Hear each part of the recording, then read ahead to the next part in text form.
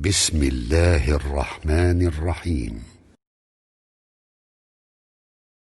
لإيلاف قريش إيلافهم رحلة الشتاء والصيف فليعبدوا رب هذا البيت الذي أطعمهم من جوع وآمنهم من خوف.